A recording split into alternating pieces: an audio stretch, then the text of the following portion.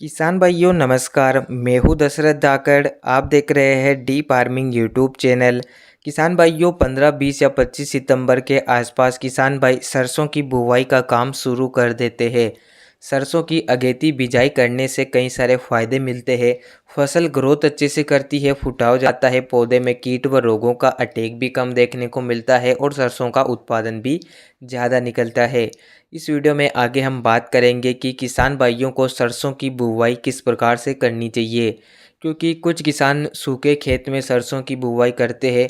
वहीं कुछ किसानों के मन में यह शंका रहती है कि वो खेत में पलेवा करने के बाद भी सरसों की बुवाई कर सकते हैं क्या। इसके अलावा कुछ किसान हाथ से छिड़काव विधि से सरसों की बोवनी करते हैं, तो कुछ किसान सीड ड्रिल की सहायता से सरसों की बिजाई करते हैं। इस वीडियो में आगे हम बात करेंगे कि सरसों की बुवाई करने का सही तरीका कौन सा है, किस प्रकार से हम सरसों की बुवाई करेंगे तो हमें ज़्यादा उत्पादन मिलने वाला है।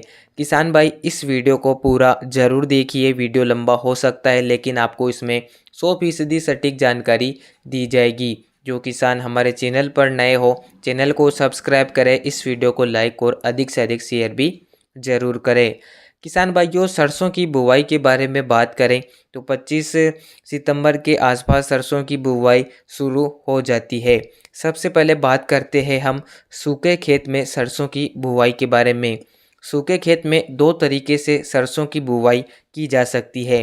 पहला तरीका खेत की अच्छे से जुताई करना है, उसके बाद कल्टीवेटर से खेत में क्यारियाँ डलवाना है और उन क्यारियों में हाथों से छिड़काव विधि से सरसों की बीजों को छिड़काव कर सरसों की बुवाई करना। हम लगातार इसी तरीके से सरसों की बुवाई करते आए हैं और यह तरीका काफ़ी अच्छा तरीका भी है, तो आप भी इस तरीके से सरसों की बुवाई कर सकते हैं।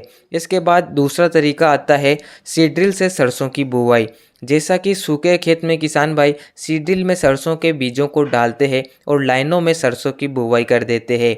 यह तरीका भी सबसे अच्छा तरीका माना जाता है। किसान भाई इस तरीके से भी सरसों की बिजाई कर सकते हैं।